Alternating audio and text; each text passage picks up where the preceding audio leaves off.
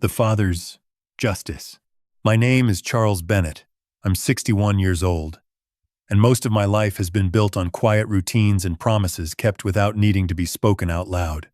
I spent decades working long days that often turned into longer nights, the kind of work that leaves your hands rough and your back sore, but your mind steady because you know exactly why you're doing it. Anne was always there at the end of those days, standing in the doorway, wiping her hands on a dish towel, asking if I'd eaten, even when she knew the answer. We didn't have much in the beginning, but we had a rhythm, saving where we could, fixing instead of replacing, putting away small amounts that slowly became something real over time. Our kitchen was never fancy, but it was warm. The kind of warm that comes from years of shared meals and quiet conversations. Anne kept a small notebook in the drawer by the stove, filled with numbers that only she truly understood. Grocery lists, budgets, little calculations that made sure we stayed on track. I trusted her with all of it, and she trusted me to keep going, no matter how hard the work became. That was our agreement. Simple, steady, unbreakable. When she passed, the house didn't change overnight, but something inside it did. The same light came through the windows in the morning, the same clock ticked on the wall, but the space felt wider somehow, quieter, in a way that didn't settle. I kept her notebook where she left it, didn't move a single page. Some habits don't need to be explained, they just stay. Eric came by more often after that, though not always for long. One evening, he sat across from me at the table, sliding a set of printed photos into the light. A house, large windows, polished floors, a kitchen that looked like it belonged in a magazine. He spoke carefully, like he'd rehearsed it on the drive over. He said Sophia believed it was important, that it matched the life they were trying to build. A certain image, a certain standard. I listened without interrupting, turning each photo slowly, noticing the details that mattered to him, even if they didn't to me. They didn't qualify for the full amount. That part came later, quieter, almost as an afterthought. He didn't ask directly, not at first. He just explained the gap, what they needed to make it work. I knew what he was really saying. I stood up, walked to the hallway where Anne used to keep our documents, and pulled out the folder with the retirement statements we had spent years building. It wasn't a quick decision, but it wasn't a difficult one either. Some choices don't feel like choices when it comes to family. The following week, I withdrew the money, a significant portion of what Anne and I had saved together. I remember holding the cashier's check in my hand for a moment longer than necessary before handing it over. Eric's expression shifted in a way I hadn't seen since he was younger. Relief, maybe even gratitude, though it passed quickly. He thanked me. I said it was temporary, just until things stabilized. I nodded. That was enough. The monthly payments started not long after.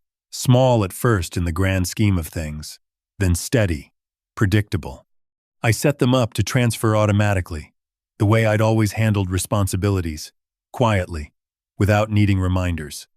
Each month, the same number left my account and went into theirs, like clockwork. I didn't question it. I didn't bring it up. Supporting your family isn't something you keep score of. At least, that's what I had always believed. I told myself this was what Anne would have wanted, that helping them build something stable meant continuing what we had started together. A home for them, a future that felt secure, a place where, maybe one day, the house would be filled again with voices that weren't just echoes of the past. I held on to that idea longer than I probably should have. I thought I was building something solid for all of us, something that would last beyond the money itself. But I didn't realize, not yet, that what I was really providing wasn't a foundation, it was a supply line, and I had no idea who I was truly supporting. The first time I noticed it, really noticed it, was on a quiet afternoon when the sunlight came through their living room windows at just the right angle. Everything looked arranged, not lived in.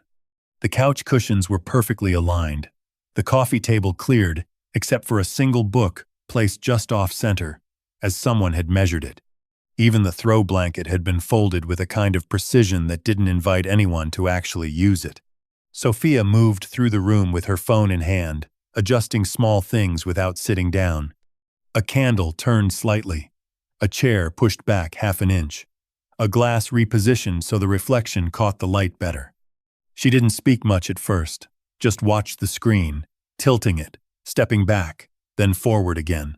When she finally smiled, it wasn't at anyone in the room. It was at the version of the room she had captured. She called it content. Said it like it meant something larger than it sounded. Over time, I began to understand that the house wasn't just where they lived. It was something else entirely. The kitchen, with its polished countertops and carefully chosen appliances, was always clean, not just tidy, but untouched. Meals were planned around what looked good on camera rather than what made sense to eat. Plates were arranged, adjusted, and sometimes remade entirely if the lighting wasn't right.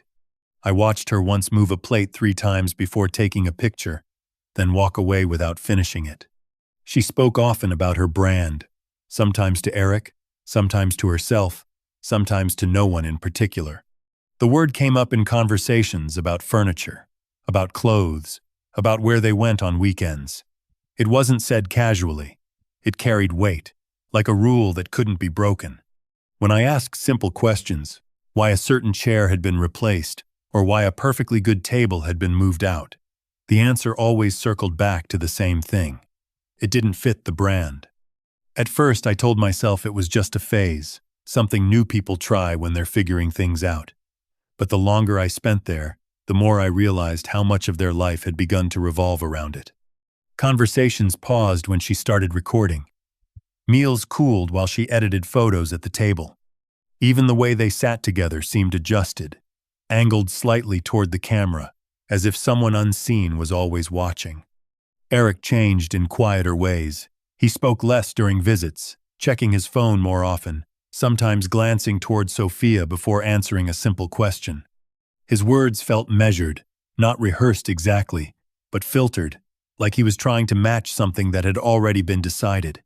He used terms I hadn't heard from him before, talking about growth, engagement, visibility. None of it sounded like him, not the way I remembered. I didn't say anything about it. Not then. I just observed. The way the house looked full but felt empty. The way moments were created instead of lived. And the more I paid attention, the harder it became to ignore the feeling settling somewhere in the back of my mind. A quiet sense that something wasn't quite right. That the life they were showing wasn't the one they were actually living. Everything looked perfect, carefully arranged, well lit, complete. But the longer I stood there watching it unfold, the more I started to wonder how much of it was real, and how much of it had never existed at all. It didn't happen all at once, nothing that obvious ever does. It started with small things, comments that could be dismissed if you didn't look at them too closely. The first time Sophia mentioned my truck, she said it lightly, almost as a joke. We were standing in the driveway, late afternoon sun catching the dust along the side panels. She glanced at it, then back at me, her lips pressed into something that wasn't quite a smile. "It's very practical," she said, like she was searching for the right word and settling for one that wouldn't sound outright rude. I nodded, not thinking much of it then. The truck had done its job for years, carried tools, materials, sometimes groceries when the day ran long. It wasn't meant to impress anyone. But the comments didn't stop there. Over time, they became more specific, more pointed. She once suggested I park down the street when she had people coming over. She said it would make the exterior shots look cleaner. Another time, she laughed quietly when I mispronounced a word she used, correcting me without looking up from her phone. "That's not how people say it," she added, as if it were common knowledge I had somehow missed. I let those moments pass, told myself it wasn't worth turning into something bigger, but they kept adding up. Conversations shifted in ways I couldn't quite ignore. When I talked about the years I spent working, the kind of jobs that left your hands stiff at the end of the day, she would listen for a moment, then steer the discussion somewhere else. Something lighter, something that fit better with the atmosphere she preferred. It wasn't that she interrupted, it was how quickly she moved on, as if what I said didn't belong in the room. The hardest part wasn't even what she said. It was what she chose to overlook. Anne's traditions had always been simple but steady. Recipes passed down. small routines that marked time without needing attention. I brought one of those with me once, a dish Anne used to make every winter, something that took patience more than skill. I set it on the counter, the smell filling the kitchen in a way that felt familiar, grounding. Sophia glanced at it, paused for a second, then reached for her phone instead. "It's nice," she said, already turning away. "But I already ordered something that photographs better." The plate sat there untouched for a while before I moved it myself, sliding it closer to the sink, watching the steam fade.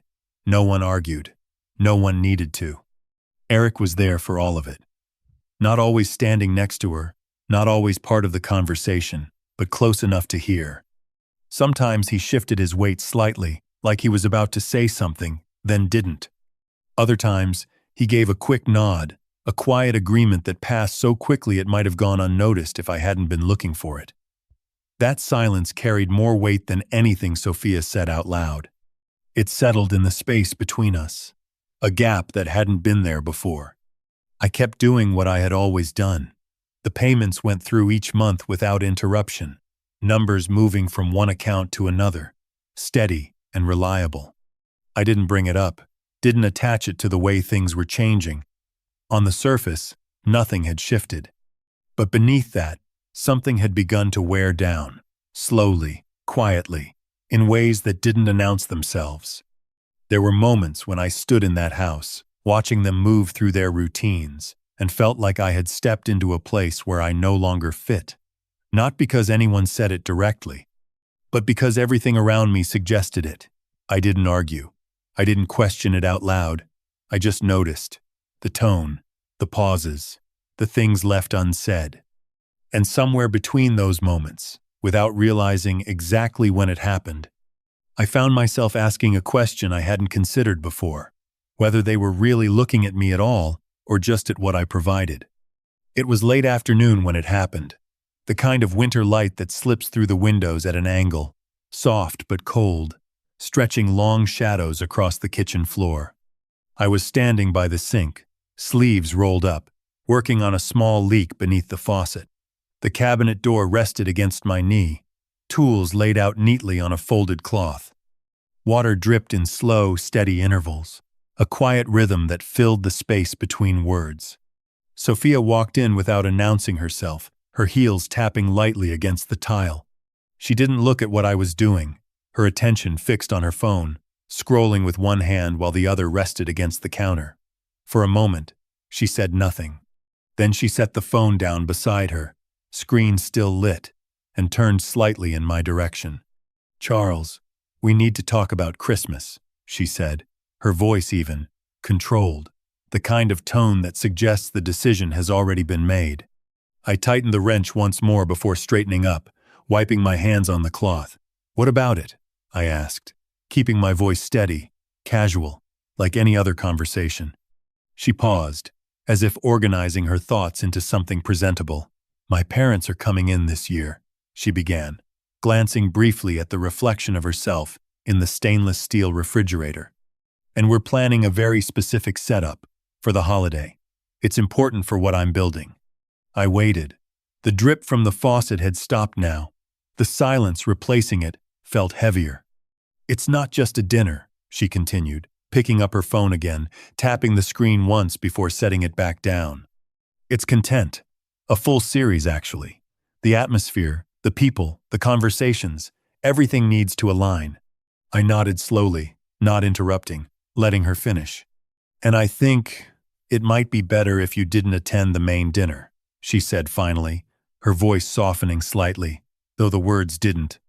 "It's just, you don't really fit the image we're presenting." The sentence settled in the room without echo. I looked at her, trying to understand if I had heard it the way she intended. "Not fit the image," I repeated quietly. She gave a small, almost apologetic smile. "It's not personal. It's about consistency. My audience expects a certain level, a certain environment. My parents' circle is the same. They're used to a different kind of setting." I leaned back against the counter, crossing my arms loosely. "And what kind is that?" She hesitated for a second, then answered plainly. "A higher level, more refined. People who share the same background, the same standards." The words were careful, but the meaning wasn't. Before I could respond, Eric stepped into the doorway. He must have heard part of the conversation, or maybe all of it. He didn't come closer, just stood there, hands in his pockets, eyes shifting between us. "Eric," I said, turning toward him, "is that how you see it too?" He looked down briefly, then back up, his expression tight. "Dad, it's just for one night," he said. "It might be easier this way. We can do something separate, just us, later." Later, separate. The words came out quickly, like they had been practiced, or at least accepted before being spoken. I studied his face for a moment, searching for something familiar, something that might still bridge the space between us. But there was nothing there that hadn't already been decided. Sophia picked up her phone again, the conversation already moving on in her mind. "We just want everything to feel cohesive," she added, almost as an afterthought. I nodded once, not agreeing, not arguing, just acknowledging that the moment had reached its end. I reached down, closed the cabinet door beneath the sink, and gathered my tools without rushing. The light had shifted slightly by then, the shadows longer, sharper against the floor. No one said anything else.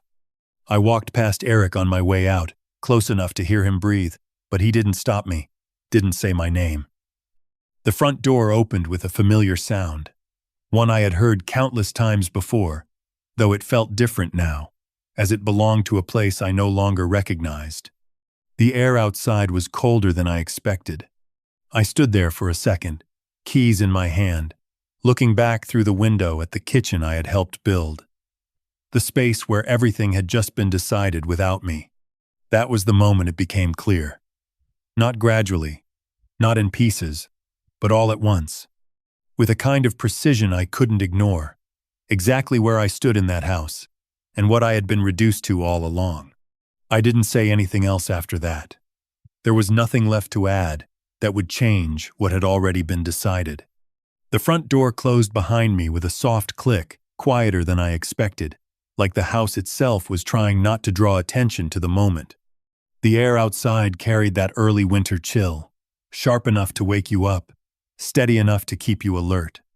I walked to my truck without rushing, each step measured, deliberate. The gravel shifted under my boots in a familiar way, a sound I had heard for years without thinking about it. When I opened the door, the metal felt cold against my hand. I climbed in, shut it behind me, and for a moment, I just sat there. The engine was off, the dashboard dark. Through the windshield, I could see the outline of the house, warm light still glowing from the kitchen window.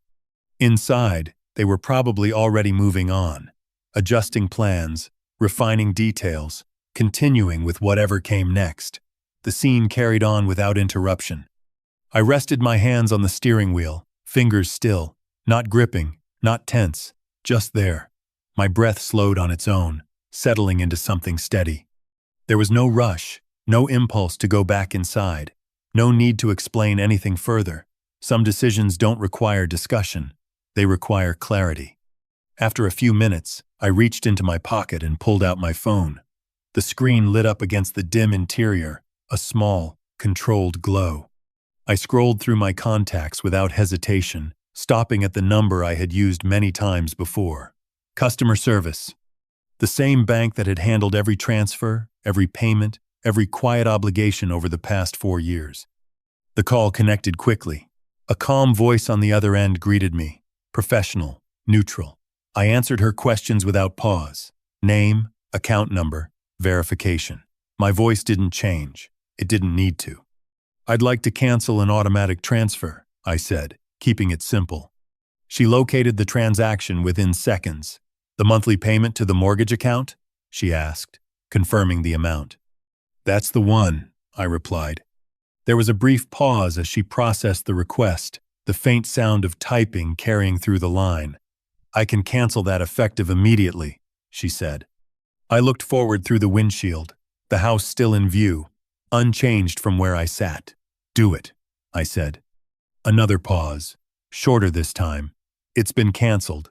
You'll receive a confirmation shortly. Is there anything else I can assist you with today?" "No," I answered. "That's all." The line went quiet after I ended the call. I lowered the phone, holding it loosely for a moment before placing it on the passenger seat. No messages yet. No missed calls. Just silence, clean and uninterrupted. I reached forward and started the engine. The low hum filled the cabin, steady and familiar. Before pulling away, I picked up the phone again, pressed and held the power button, and watched the screen go dark. No explanations, no arguments, no warnings. Just one decision, made without raising my voice, and carried out without hesitation, as everything began to shift in ways they wouldn't understand yet. He showed up 2 days later, earlier than I expected, though I wasn't surprised he came at all. I heard the knock before I saw him, sharp, uneven, the kind that doesn't wait for an answer. When I opened the door, Eric was already shifting his weight from one foot to the other, his breath slightly off, like he'd come straight from the car without stopping to think. "Dad, what's going on?" he asked, stepping inside before I said anything. His eyes moved quickly around the room, not really seeing it, just searching for something to hold on to. I closed the door behind him and walked past, motioning toward the table. "Sit down," I said. My voice stayed level, not raised, not lowered, just clear. He didn't sit right away. "The payment didn't go through," he continued, his words coming faster now. "The bank flagged it. Sophia's been trying to fix it, but they said—" "I canceled it," I said, cutting in without changing my tone. The room went still for a second. Eric blinked, like he needed a moment to catch up with what I'd just said. "You, what?" I pulled out a chair and sat down, reaching for the folder I had placed there earlier that morning. The papers inside were arranged carefully. Statements, receipts, records that had been building quietly for years. I slid the folder across the table toward him. "Take a look," I said. He hesitated before opening it. His fingers are slower now, less certain. The first page showed the initial withdrawal, the amount circled in pen. He flipped to the next, and the next, each page adding another number, another transfer, another piece of something he had never stopped to calculate. "What is this?" he asked, though the answer was already in front of him. "Everything," I replied. "Every dollar that went into that house, every payment I made after." He leaned back slightly, scanning the pages again, this time more carefully. I watched his expression change, not all at once, but in stages. Confusion first, then recognition, then something heavier settling in behind it. "It's about 185,000, I added, giving the number the weight it deserved. His hand stopped turning the pages. For a moment, he didn't speak. The room stayed quiet except for the faint ticking of the clock on the wall, steady, indifferent. "I didn't realize," he said finally, his voice lower now, less certain than when he arrived. "No," I answered. "You didn't." He looked up at me then, really looked, not past me, not through me. There was something different in his eyes, not anger, not yet, something closer to distance, like he was trying to understand where the line had been drawn. "Why would you do this without telling us?" he asked. I folded my hands on the table, keeping them still. "Because nothing I said before seemed to matter," I replied, so I stopped saying it. He shook his head slightly, as if that explanation didn't sit right with him. "We were figuring things out. You didn't have to—" "I didn't have to what?"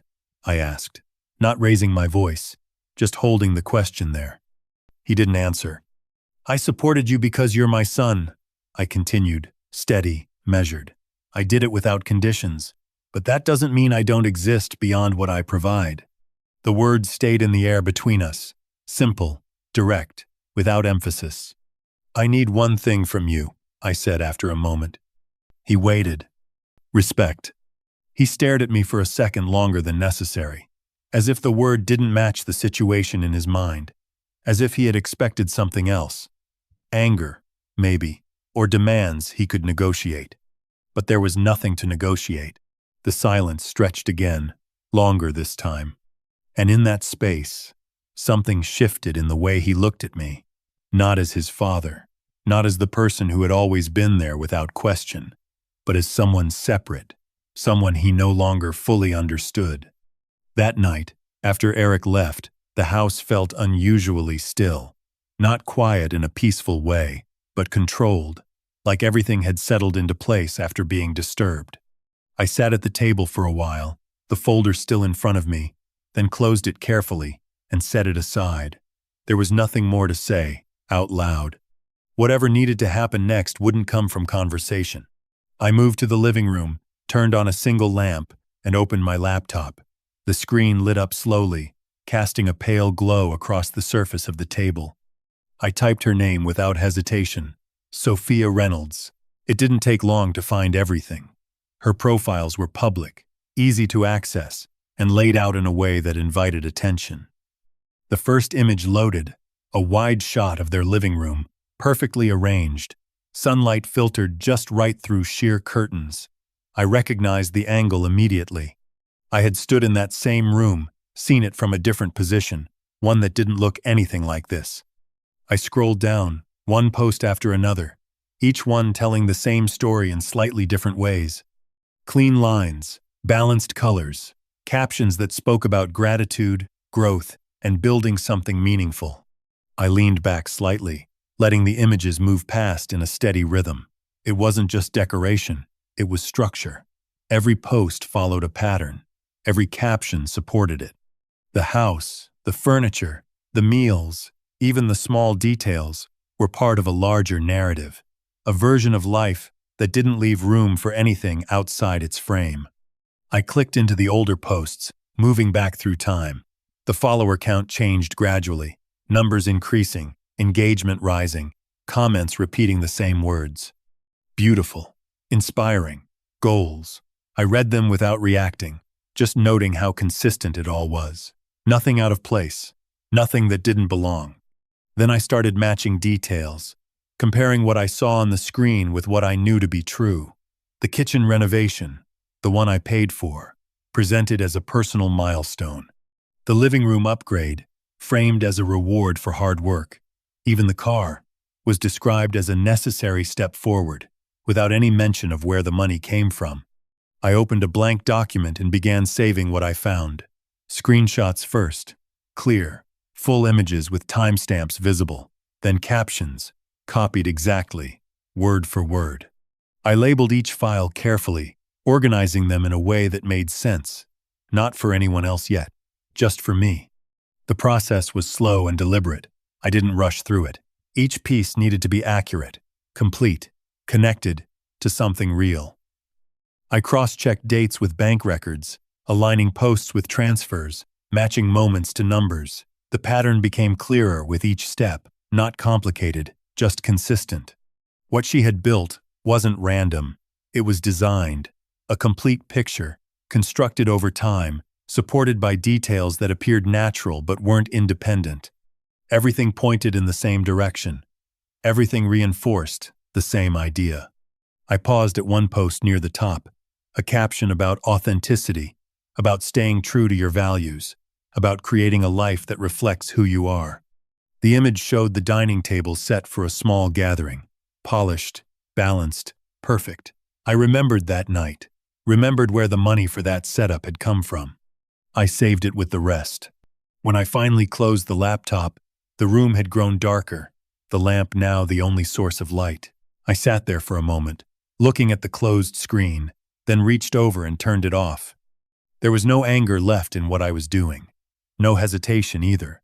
Just a clear understanding of what I had seen and what it meant. She had built everything on a version of reality that didn't exist on its own. A story that only worked as long as no one questioned it. And now, for the first time, I had everything I needed to do exactly that. I waited until the next morning, not out of hesitation, but to make sure everything was in place. The light came in through the window in a narrow strip across the table, catching the edge of the laptop as I opened it again. The files were exactly where I had left them, organized, labeled, complete. No gaps, no assumptions, just facts lined up in the right order. I created a simple post, no decoration, no language meant to provoke, just a short introduction and the truth stated plainly. I wrote my name, Charles Bennett, then explained, in clear terms, what I had contributed over the past 4 years. The total amount. The monthly transfers. The specific purchases tied directly to the images she had shared. I didn't add emotion to it. I didn't need to. The numbers spoke clearly enough on their own. Then I attached the files. Screenshots first. The posts exactly as they appeared, followed by the corresponding bank records. Dates aligned side by side. Image next to transaction. Caption next to amount. It wasn't complicated to follow. Anyone looking at it could see the connection without needing an explanation. I read through it once more before posting, not to change anything, just to confirm that it was accurate. Then I clicked Publish. For a few minutes, nothing happened. The screen stayed still, the post sitting there as if it hadn't been noticed yet. I leaned back slightly, letting the silence settle. Then the first notification appeared, a small number in the corner, then another, then more, building steadily, not all at once, but with a rhythm that didn't stop. Comments began to fill the space beneath the post. Some asked questions, others pointed directly at what they were seeing. The connections were being made without my help. People recognized the pattern. The same kind of pattern they had seen before, just not this clearly laid out. Shares followed soon after, the post moving beyond my immediate circle, reaching people who had never heard my name before. I didn't respond to any of it. I just watched. The numbers rising, the conversation shifting from curiosity to certainty. It didn't take long for the impact to reach her side.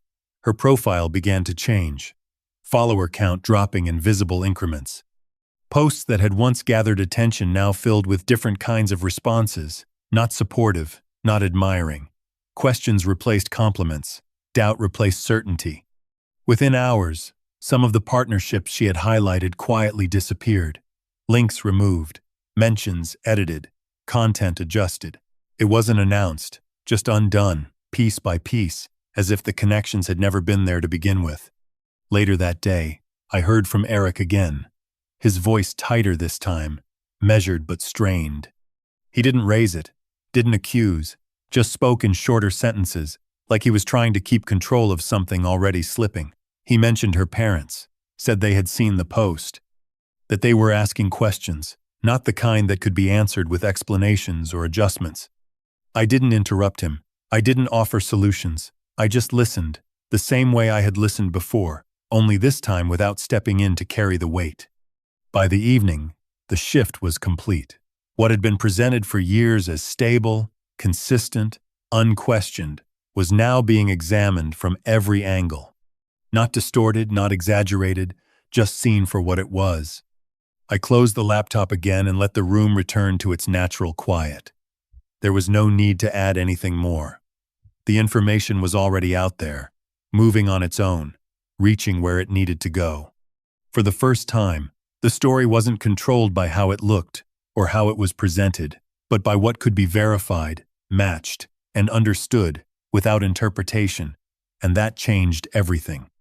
It didn't unfold all at once, not like a collapse, more like something being carefully taken apart piece by piece. The house went on the market within a few weeks, listed quietly, without the kind of attention it once tried to attract. I drove past it one afternoon, just once, the sign out front catching the light, the windows still clean, still arranged, but empty in a way that couldn't be staged. They moved into a smaller place after that. Something practical, something that didn't need to be explained or presented. The payments started not long after. $800 a month, steady, consistent.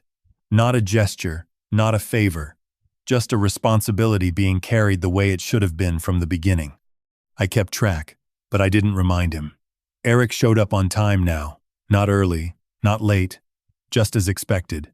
When he spoke, he looked at me directly, without checking anyone else first.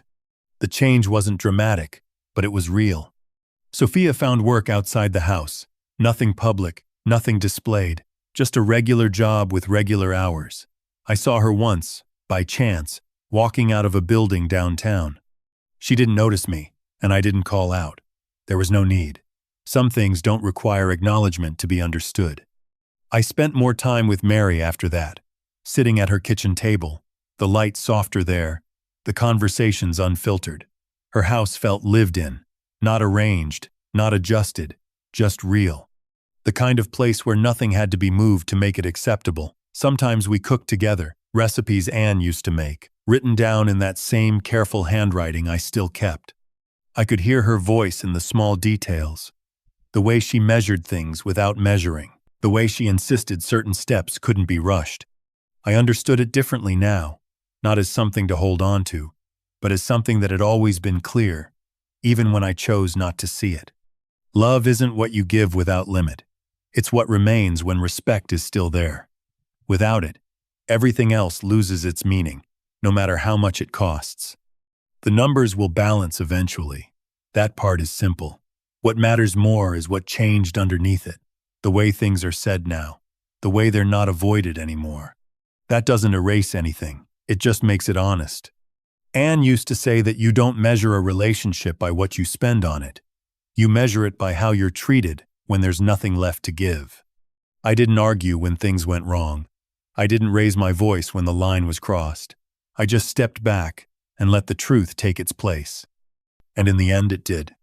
Because love without respect isn't really love at all. It's just an expensive kind of silence, one that people often mistake for something meaningful until they're forced to see it for what it is. So I'll leave it there, not as an answer, but as something worth thinking about. If you were in my place, would you have kept giving? Or would you have stopped the moment you realized what it was costing you?